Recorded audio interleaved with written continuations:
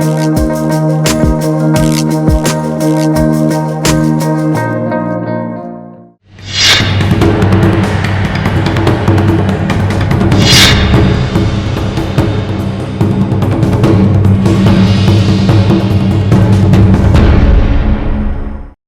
मु सुप्रिया। राज्यसभा निर्वाचन को नहीं राज्य राजनीति सरगरम रही। शासक एवं विरोधी दल मध्य बयानबाजी छकापंझा चली। विशेषकर बीजेडी भितर उभय प्रार्थी को नहीं असंतोष थिबारु अड़ुआ परिस्थिति सृष्टि होई पारे बोली आकलन करा जाउछि। स्थिति बिगुड़ुवा देखि प्राय 13 रु 16 तारिख पर्यंत विधायक माने भुवनेश्वर न छाड़ा दल पक्षर व्हिप जारी करा जायछि एवं कांग्रेस पक्षर मध्य समान कथा करा जायछि। एवं कुहा जाउछि जे वर्तमान बीजेडी दल रे अधिक गुरुत्व संतृप्तों को दिया जाऊ, कारण संतृप्तों पाई मध्य अड़ुआ परिस्थिति होई पारे, अंक एपट सेपट होई पारे बोली कुहा जाउछि। तबे आमे समस्ते जानिछे जे 4टी आसन 5 जन प्रार्थी स्वाधीन प्रार्थी दिलीप राय एवं कॉमन कैंडिडेट हिसाब रे डॉक्टर दत्तेश्वर होता रही। संतृप्त मिश्र मूलतः बीजेडी प्रथम कैंडिडेट रही एवं सेपटे मनमोहन सामल एवं सुजीत कुमार रही बीजेपी ए सबु परिस्थिति रे काहेकि एते समस्या रहुची एवं जणे परे जणे जेतेबेले बीजेडी दल छाड़ीबार प्रसंग आसुची सेतेबेले एई जो राज्यसभा उपरे तार कौन निर्वाचन उपरे प्रभाव पड़िबो ए संपर्क अधिक आलोचना करबा हम सहित वरिष्ठ समीक्षक विजय साहू रहिछन्ते। विजय बाबू स्वागत करूछि आलोचना को। राज्यसभार 4टी आसन एवं गोटे समस्ते जानिथिले कहा पाखरे केतिकी संख्या अछि, को दल केतिकी जन को पठेई पारिबो ये स्थिर निश्चित थिबा सत्वे दिलीप को एंट्री पर बहुत किछि एपट सेपट हेछि एवं वर्तमान परिस्थिति आउ टिके जटिल हेबाकु जाउछि बा राजनैतिक दृष्टिकोण रे याकु रोचक बोली कुहा जाई पारे। ए संपर्क रे आपनकर मत कोन? देखंदो ए राज्यसभा निर्वाचन सबु बळे हां आम राज्य रे हो बा विभिन्न प्रदेश रे हो आज्ञा गोटे घोड़ा बेपार स्थली हेइतला। जो कॉन्सेप्ट राज्यसभा माने 2टा हाउस हम रखा जाइतला। आज्ञा आम तो ब्रिटिश पार्लियामेंट्री व्यवस्था को ग्रहण कले। आज्ञा सेमानकर जेंति हाउस ऑफ कॉमन्स थिला, हाउस ऑफ लॉर्ड्स थिला। आज्ञा आमे सेई पद्धतिटा मोटामोटी भारत रे ग्रहण कले।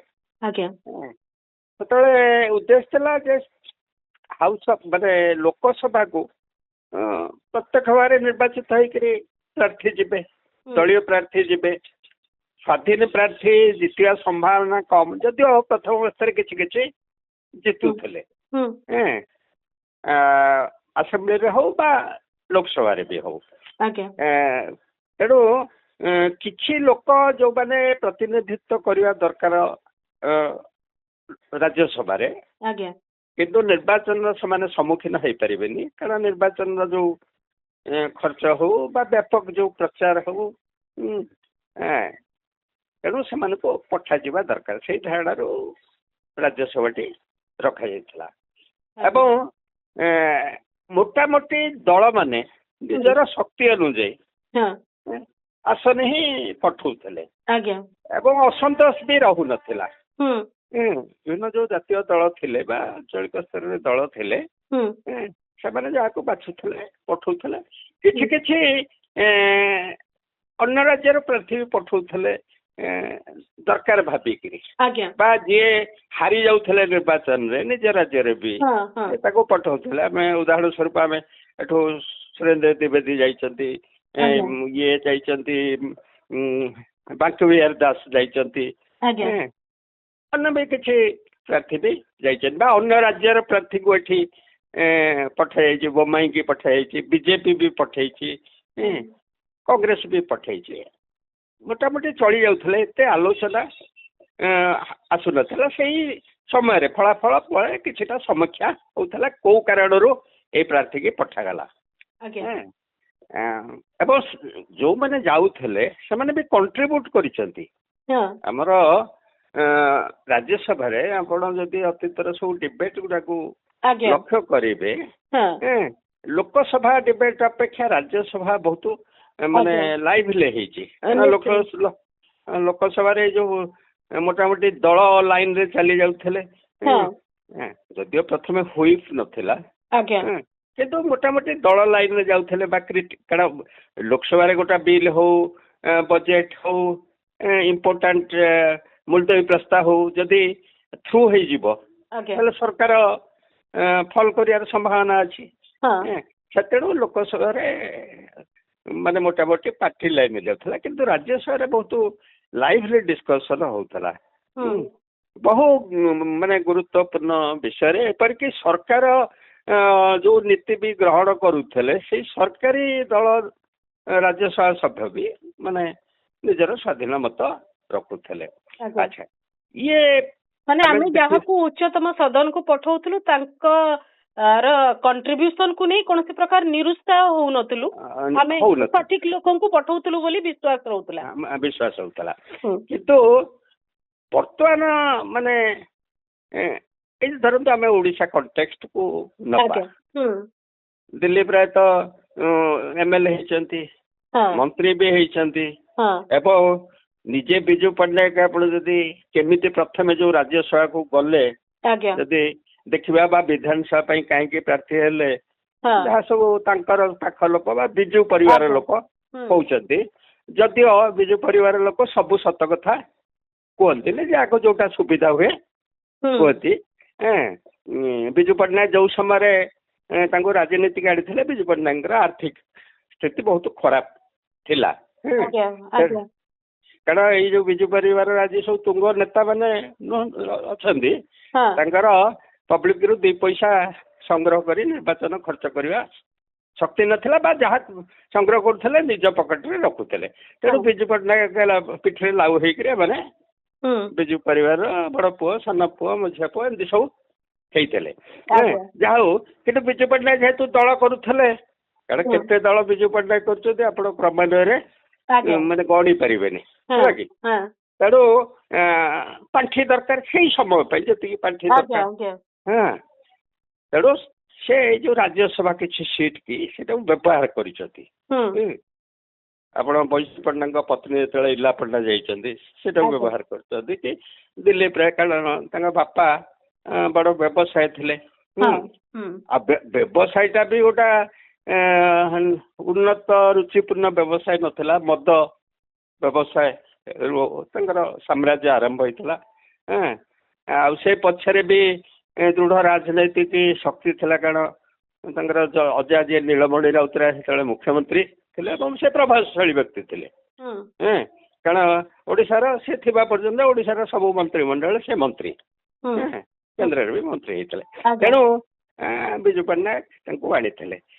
ଦ୍ୱିତୀୟ କଥା ହଉଛି ବିଜୁ ବାବୁଙ୍କର ଗୋଟେ ଭିନ୍ନ ପ୍ରକାର ସେ ଚରିତ୍ର, ଗୋଟେ ବିଚିତ୍ର ଚରିତ୍ର, ମାନେ ନିଜକୁ ଡିକ୍ଟେଟର କୁହନ୍ତି। ଏଇ ଯୋଉ ଡିକ୍ଟେଟର କନସେପ୍ଟଟା ଗୋଟେ କଂଗ୍ରେସ ସମୟରେ ଥିଲା। ଡିକ୍ଟେଟର ମାନେ ଆନ୍ଦୋଳନ ଯିଏ କରିବ ଜଣେ ଜଣେ ନିର୍ଦ୍ଦେଶକ, ଏଇ ଅର୍ଥରେ ଡିକ୍ଟେଟର ଶବ୍ଦ। ବିଜୁ ବାବୁ ସେଇ ମାନସିକତା ଡିକ୍ଟେଟର ଥିଲା। ପୁଣି ଯାହା ମୁଣ୍ଡରେ ଟିକେ ହାତ ରଖି ଦଉଥିଲେ ତାକୁ ଯୋଉଠି ନେଇ ସେଠି ପଠେଇ ଦଉଥିଲେ। ଏପରିକି ତାଙ୍କର ଅଫିସ କ୍ଲର୍କ ଶାରଦା ମହାନ୍ତିଙ୍କୁ ବି ସେ ପଠେଇଥିଲେ। ତାରି ଦ୍ଵାରା ଅନୁଗୃହୀତ ଦିଲ୍ଲୀପ ବାବୁ କହିଲେ ମଧ୍ୟ ଅତ୍ୟୁକ୍ତି ହବ ନାହିଁ। ନିଶ୍ଚିତ, ନହେଲେ କାରଣ ରାଉରକେଲା ଶୁଣନ୍ତୁ, ରାଉରକେଲା ବହୁତ ମାନେ କଣ ଯଦିଓ ଶିଳ୍ପ ନଗରୀ ବହୁତ ମାନେ ଗୋଟେ କସ୍ମୋପଲିଟାନ କଲଚର ନେଇକିରି ରାଉରକେଲା ସବୁ ଭାଷା ଭାଷୀ ସବୁ ରାଜ୍ୟର ଲୋକ ରହିବା। ଏବଂ ଆପଣ ଇଏ କରିବେ ରାଉରକେଲା ଡେ 1 ରୁ ମାନେ ରାଉରକେଲା ତ ଏଇ ଯୋଉ ଇସ୍ପାତ କାରଖାନାକୁ କେନ୍ଦ୍ର କରିକିରି ଗଢି ଉଠିଲା, ନହେଲେ ତ ଗୋଟେ ମାନେ ଆଦିବାସୀ ବହୁଳ ଅଞ୍ଚଳ ଥିଲା। ତେଣୁ ଡେ 1 ରୁ ବିଭିନ୍ନ ସାଂସ୍କୃତିକ ସମ୍ପର୍କ ବି ଯେମିତି ଗଢି ଉଠିଥିଲା, ମାନେ ସାମାଜିକ ସଂଘର୍ଷ ବି ଗଢି ଉଠିଛି। ଦଙ୍ଗା ହେଇଛି 1964ରେ ଦଙ୍ଗା ହେଇଛି ଏବଂ ସେଇ ଦଙ୍ଗା ଭିତରେ ସବୁ ପକ୍ଷଭୁକ୍ତ ହେଇଛନ୍ତି। ତେଣୁ ଏଇଭଳିଆ ଗୋଟେ ବିଚିତ୍ର ମାନେ ଗୋଟେ ଡୋମିନେଟ ଯେ ମୁଁ ରାଉରକେଲାର ନେତା ଏଇଟା କେହି କହିପାରିବନି। ବିଶେଷ କରି ଟ୍ରେଡ ୟୁନିୟନ ହିଁ ସେଠି ବହୁତ ଗୁରୁତ୍ୱପୂର୍ଣ୍ଣ ଭୂମିକା ଥିଲା ଏବଂ ସୋସିଆଲିଷ୍ଟ ପାର୍ଟିର ଗୁରୁତ୍ୱପୂର୍ଣ୍ଣ ଭୂମିକା ଥିଲା। ଗୋଟେ ଅଞ୍ଚଳର ପରିବେଶ, ତାର କଲଚର ମଧ୍ୟ ଦିଲ୍ଲୀପ ବାବୁଙ୍କୁ ସୁହେଇଥିଲା ଏବଂ ତାର ଗୋଟେ ବାତାବରଣ। ମୁଁ ବର୍ତ୍ତମାନ ପ୍ରେଜେଣ୍ଟ ସିଚୁଏସନ କୁ ଟିକେ ଆସିବାକୁ ଚାହିଁବି। राज्यसभा को नहीं जो प्रकार परिस्थिति वर्तमान सृष्टि होईची जे संतृप्तंकु भी तांको भागर नंबर मिलिबो कि नहीं ताकु नहीं जो चिंता चली से संपर्क रे आपनकर मत कोन देखो माने पूर्व निर्वाचन ए निर्वाचन भितर राज्य पार्थक्य है ए निर्वाचन रे प्रार्थी माने भितर केते सक्रिय अछंती आमे जानि परिबानी के का सहित लबी करछंती किंतु सबुठारु जदि बेसी सक्रिय अछंती निर्वाचन लढुचंती हमर भुवनेश्वर सांबादिक माने आगे बुझिया लगे एवं समान ही बेसी लढुचंती अच्छा एवं कहीं ए पक्ष से पक्ष नौचंती जड़े जीति गले जड़े हारी गले धरतु एक्स जीतीगला कौन नैतिकतार माने स्खलन घटीगला बा उत्थान होगा बा वाई जीतीगला स्खलन होगा गोटे विशेष करी जो परिस्थिति रे निर्वाचन टा ओडिशा रे होची हम तो देखुचे ना माने हम चुली जलिया नहीं सन्देह प्रकाश एवं होटेल मालिक दिलीप राय से होटेल शिल्प को केमिति बंचे रखिबे सेटा भी बर्तमान प्रश्नवाची है आम देखुचे सब संवाद ये चर्चा कम ओडिशा रे किंतु राज्यसभा निर्वाचन चर्चा बेसी एवं इतिवर्ष जहाँ खबर आसले वो भी बहुत किसी किसी व्यंगात्मक करी किसी पोस्ट करछि को मानकु सब पाखरे पहुंचुचंती कहा पाखरे पहुंचुचंती काहा को निज सपक्ष को आनिया पे कहा दायित्व आपण लिखुचंती आज्ञा हां किंतु संख्यार खेल कौन कहूँ संख्या खेल कहूँ बीजेपी 2टा सीट जीतब माने 2टा सीट जीतबे माने जदि कई नीतिगत भाव क्या माने पथ चेंज न करती आगर 22 अच्छा आ धरतु विजय महापात्र पुआ कि सना महाकुड़ जे इस्तारा देना सस्पेंड होती 3 जन है 22 धर 24-25 से संख्या किंतु बर्तमान जहाँ तथ्य आसला जहाँ ये जो पता गेरुआ गामुछा पकड़े कले संख्या 30 आड़ को क्लोज हो चली तेणु एथर जापर भितर जोर खेल चली अच्छा ए क्षेत्र में बेसी निगोसिएटर एवं सूचनाकारी भूमिका पालन कर भुवनेश्वर सांबादिक माने खोला खोली भाव से कार्य कर जोटा कि अतीत यहाँ है ना से वाच डग कहुए आमर संवाद पत्र मीडिया को कौन कहते वाच डग किंतु से वाच डग न डग को घुचे देकर चोर को घर भीतर को कथाटी आपण कहउचंती वास्तविक भाव में ठीक कथा माने आमे अति स्वाभाविक भाव में घोड़ा बेपार शब्द को व्यवहार भी करूचु आ अति स्वाभाविक भाव में किणा बिका सपक्षर भी मत दउचु जे दिलीप को एतिकी मिली जिवो आंको एतिकी मिली जिवो आंकर भोट एतिकी कटि जिवो ए कथा मध्ये सीधा सड़क आमे कहूचे देखो दिलीप राय बर्तमान बयस माने 70 ऊपर को हेलाणी 73 वर्ष बयस हेलाणी सी जो यंग भी थे विधानसभा भी बेसी समय से रुहती माने एक्चुअली गोटे भल दिग है व्यवहार दिगरु से माने भितर कौन व्यवहार करुवे मुझे कहीपरि बाहर माने समस्त सहित से वेल बिहेव्ड किंतु मेन अट्राक्शन व्यवसाय को लेकर से व्यवसाय करने राजनीति आसिले से भी भिक्टिम हेले आप जानते कोयला घटना निश्चित को लबी की हेल्प करने सी पड़ी निजे तो कोयला खणी नापाई जाई नथिबे को इंडस्ट्रियल लबी एवं से इंडस्ट्रियल लबी भी आम जानी सब बीजेपी लोक बेसी बेनिफिशियरी होते से जो कोयला आवंटन होता जो चिठा नहीं सब आवंटन हुए छाड़ू सी भी माने रक्षा हो कन्विक्टेड हो जाती केवल सुप्रीम कोर्ट रे पड़ी रही फाइनाल डिसीजन है अच्छा तेणु यही स्थिति अच्छा गत निर्वाचन से विधानसभा लड़िले भी हारिले तेणु कहीं से अणागला अन्य मानकर युद्ध को सी लड़ाई ठिया कराला सेनापति आम 2-4 मास वाला सब कंट देखी देखी जाऊे गोटे कंट हो 2024 निर्वाचन पर कौ दिन बीजेडी भांग नुआ दल हम यही आज है ये सब गोटे 5-7ଟି କ୍ୟାମ୍ପରୁ ଦୈନିକ ସମ୍ବାଦପତ୍ରରେ ଆସୁଥିଲା। ଆଚ୍ଛା, ସିଏ ବର୍ତ୍ତମାନ ପୃଷ୍ଠଭୂମିରେ ରହିଗଲେ, ଦିଲ୍ଲୀପ ରାୟକୁ ଆଗକୁ ଛାଡ଼ିଦେଲେ। ଆଚ୍ଛା, ଧରନ୍ତୁ ସେ ଜିତିଗଲେ, କୋଉ କେତେ ଦିନ ପାର୍ଲାମେଣ୍ଟ ଚାଲୁଛି? ଗୋଟା କୋଉଠି କ୍ରିଟିକାଲ ଭୋଟ ହେଲେ ଉପସ୍ଥିତ ରହିବା କଥା। ଆଚ୍ଛା, ଦ୍ୱିତୀୟ କଥା, କୋଉ ସମ୍ବିଧାନ ଅନୁଯାୟୀ କିଛି ହଉଛି ପାର୍ଲାମେଣ୍ଟରେ? ଆଇନ କି କିଏ ମାନୁଛି? ଏଇ ଯୋଉ ବର୍ତ୍ତମାନ ସରକାର ଆଇନ କି କିଛି ମାନୁଛନ୍ତି କି? ଏପରିକି ତ ଗୋଟେ ଲାଷ୍ଟ ସର୍କୁଲାର ଆସିଛି, ମାନେ ଇଣ୍ଟର କ୍ୟାବିନେଟ ଯୋଉ, ମାନେ ଧରନ୍ତୁ କୌଣସି ଇଣ୍ଟରନ୍ୟାସନାଲ ଡିଲ୍ ହେଲେ ଆମର ଥିଲା, କ୍ୟାବିନେଟ ଆଗ ଡିସାଇଡ୍ କରିବ, ତାପରେ ଗଭର୍ଣ୍ଣମେଣ୍ଟ ପ୍ରୋସିଡ୍ କରିବ ଯେକୌଣସି ଆନ୍ତର୍ଜାତିକ ସ୍ତରର ଡିଲ୍, ବ୍ୟବସାୟିକ ହଉ ରାଜନୈତିକ ହଉ। ବର୍ତ୍ତମାନ ହେଇଗଲା, ତାକୁ ବି ଚର୍ଚ୍ଚା ହେଇପାରିବନି। ପ୍ରଧାନମନ୍ତ୍ରୀ ଚାହିଁଲେ ଡିଲ୍ କରିଦେବେ, 6 ମାସ ପରେ ଦରକାର ହେଲେ ସେ ଚର୍ଚ୍ଚା ହବ। ତେଣୁ ଏଇଭଳି ଯେତେବେଳେ ସ୍ଥିତି, ସମ୍ବିଧାନ ଯୋଉ ଉଚ୍ଚତମ ସଦନର ରୋଲ କମୁଛି ବୋଲିକିରି ଆପଣ କହୁଛନ୍ତି? ନାଇଁ, ଉଚ୍ଚତମ ସଦନ, ନିମ୍ନତମ ସଦନ। ଆଚ୍ଛା, ଓକେ। ସାଂସଦଙ୍କର ରୋଲ ବର୍ତ୍ତମାନ କମି କମି ଚାଲୁଛି, ସଂକୁଚିତ ହଉଛି। ବର୍ତ୍ତମାନ ଟୋଟାଲି ପାର୍ଲାମେଣ୍ଟାରୀ ବ୍ୟବସ୍ଥା କୋଲାପ୍ସ କରିଯାଇଛି। ଯଦି କୋଲାପ୍ସ ନ କରିଥାନ୍ତା, ଏତେ ବଡ ଜଟିଳ ପରିସ୍ଥିତିରେ ଆମର ପାର୍ଲାମେଣ୍ଟରେ ଆଲୋଚନା ହୁଅନ୍ତାନି, ରାଜ୍ୟରେ ଆଲୋଚନା ହୁଅନ୍ତାନି। ଏଗୁଡା ତ ଗୁରୁତ୍ୱପୂର୍ଣ୍ଣ ଇସ୍ୟୁ ନା। ଆଲୋଚନା, ତେଣୁ ସେଠି ବି କିଛି ଭୂମିକା ନାହିଁ। ତେଣୁ ଜିତିଗଲେ ବା ହାରିଗଲେ, ଆବଶ୍ୟକତା ଦୃଷ୍ଟିକୋଣରୁ ଆମର କେତିକି ସାଂସଦ ଯାଇଛନ୍ତି ତାର ଯେତେବେଳେ ହିସାବ କିତାବ ହବ, ଆଜି ସିନା ସ୍ୱାଧୀନ ଦିଲ୍ଲୀପ ରାୟ, କିନ୍ତୁ ଯଦି ଜିତି ଯାଉଛନ୍ତି ତାକୁ ବିଜେପି ନିଜର କହିବା ପାଇଁ ତ ପଛଘୁଞ୍ଚା ଦବନି ନା। ନାଇଁ ନିଶ୍ଚିତ। ଏପରିକି ନୋମିନେଟେଡ୍ ଯୋଉ 12 ଜଣ ନୋମିନେଟେଡ୍ ରାଷ୍ଟ୍ରପତି କରନ୍ତି, ଯୋଉଟାକୁ କେହି ହିସାବ କରନ୍ତିନି, ତାକୁ ବି ସେ ହିସାବ କରନ୍ତି ଏବଂ ସେଇ ଲାଇନରେ ବି ସେମାନେ ଭୋଟ ଦିଅନ୍ତି। ଯଦିଓ ସେମାନେ ଭୋଟ ଦଉନଥିଲେ, ଅତୀତରେ ସେମାନେ ପକ୍ଷଭୁକ୍ତ ହଉନଥିଲେ। ତେଣୁ ସେଇଟା ବଡ କଥା ନୁହଁ, କିନ୍ତୁ ସେଇଟା ଯେକୌଣସି ପ୍ରକାର ପାର୍ଲାମେଣ୍ଟରେ ସଂଖ୍ୟା କମିଲେ ବି ହେଇଯିବ। ବୁଝିପାରିଲେ କି?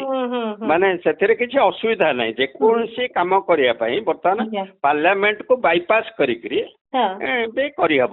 ତେଣୁ ସେଇଟା ବଡ କଥା ନୁହଁ। କେବଳ ଯୋଉ କମିଟେଡ୍ ହେଇଯାଇଥିଲେ କିଛି ଲୋକ, ଦୀର୍ଘ 24 ବର୍ଷ 26 ବର୍ଷ ଧରିକିରି ନବୀନ ପଟ୍ଟନାୟକକୁ ରାଜନୀତିକୁ ହଟେଇ ପାରୁନଥିଲେ, କ୍ଳାନ୍ତ ହେଇଯାଇଥିଲେ, ବର୍ତ୍ତମାନ ଏଇ ବାଟରେ ହଟେଇବା ପାଇଁ ଯାଉଛନ୍ତି। ଆଚ୍ଛା, ହଟା ଯେ କିଛି ଅସୁବିଧା ନାହିଁ, ପୁଣି ଆଗକୁ କେହି ଆସୁନା, ଗୋଟେ ଦଳ କରୁନା।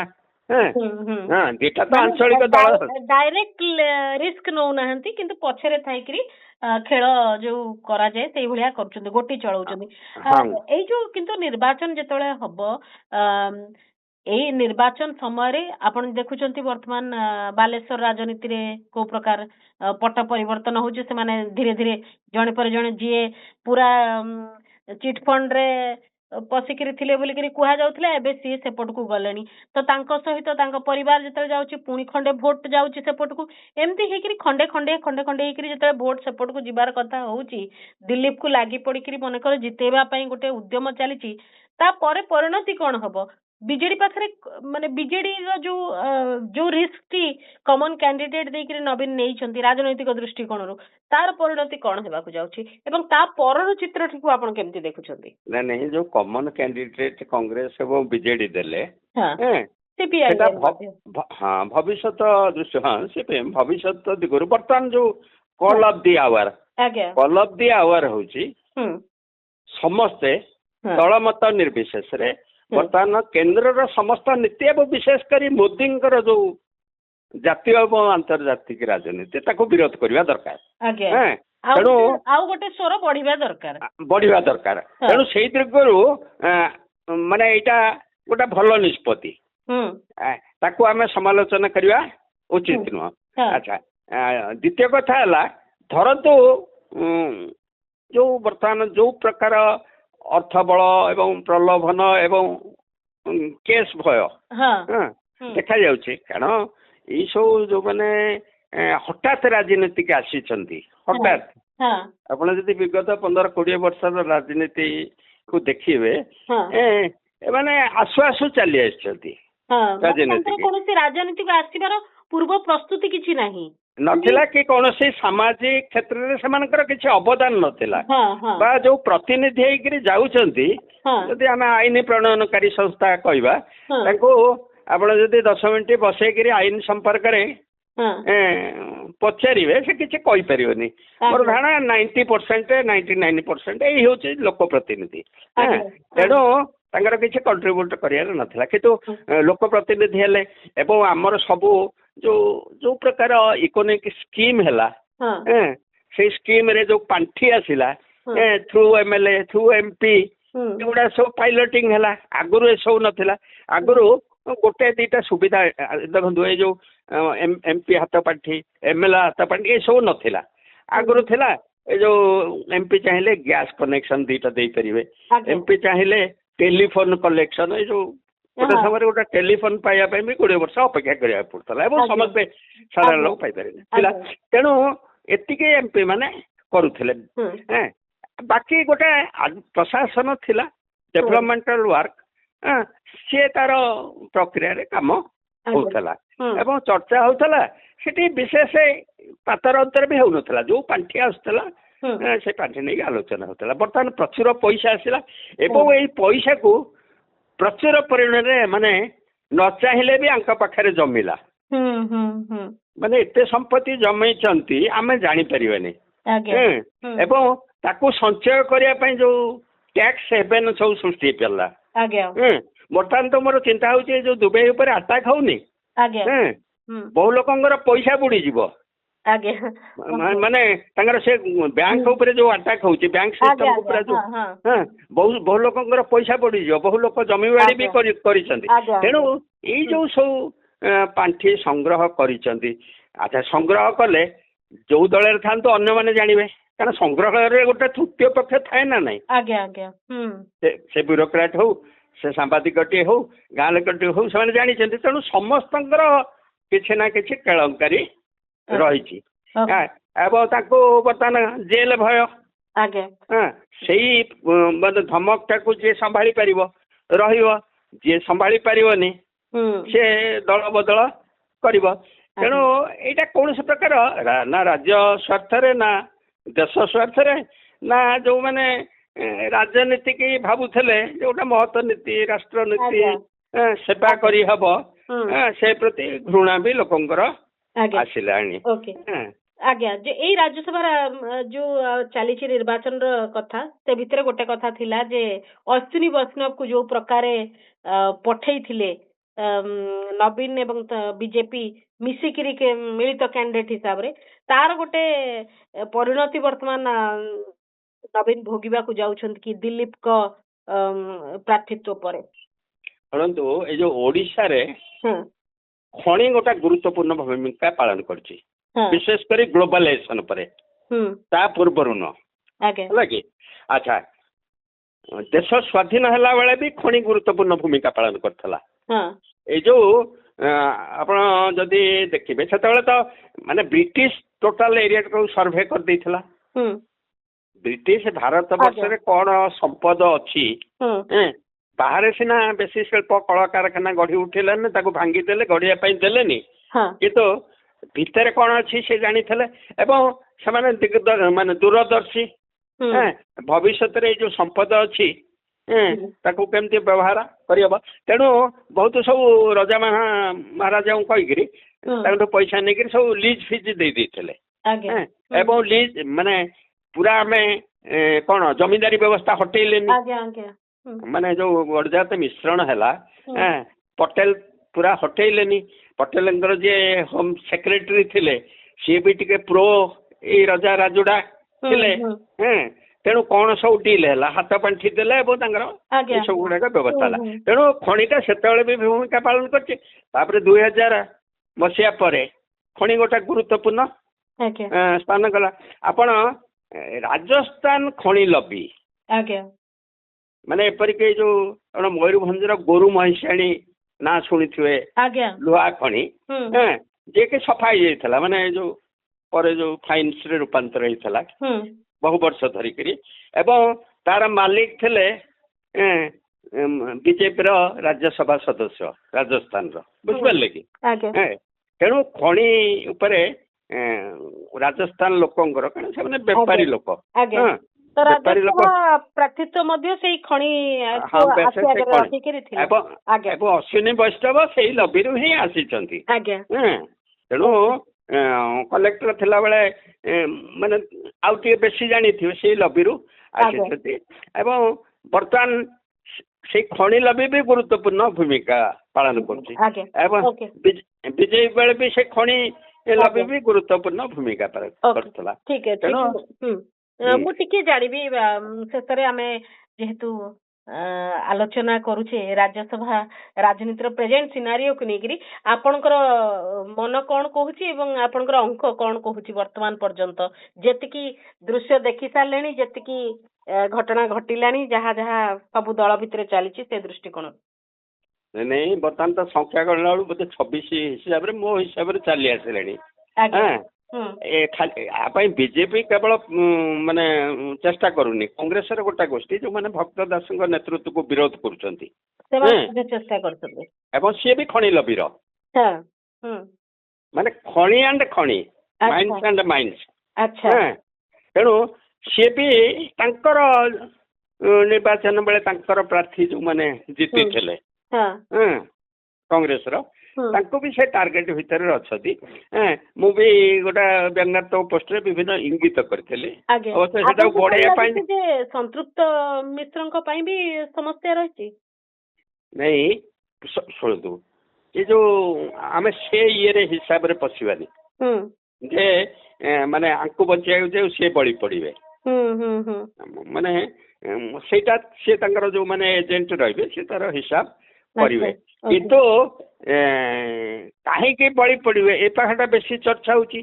ଆଚ୍ଛା ସେ ପାଖରେ ଯେ କେହି ଗେନଭର ହେଇନଥିବେ ଆମେ ବି ଜାଣିନେ କାରଣ ଯୋଉ ଡାକ୍ତର ଅଛନ୍ତି ଦତ୍ତେଶ୍ୱର ସେ ତ ପଶ୍ଚିମାଞ୍ଚଳରୁ ଆସିଛନ୍ତି ଏବଂ ଦିଲ୍ଲୀପ ରାୟ ଯୋଉ ଗତ ଥର ଜିତିଥିଲେ ବେଶୀ ଏମଏଲଏ ବିଜେପିର ହିଁ ମାନେ ମାନେ ତାଙ୍କ ସଂଖ୍ୟା ଅନୁଯାୟୀ 7-8 ଜଣ ଯୋଉ ଆସିଥିଲେ ସେମାନେ ଆସିଥିଲେ।